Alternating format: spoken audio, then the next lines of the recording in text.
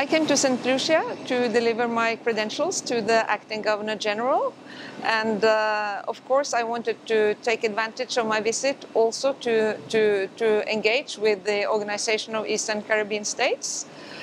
Your organization is a strategic partner for Norway in the Caribbean, and we support your project to build resilience through reduction of litter in the ocean space.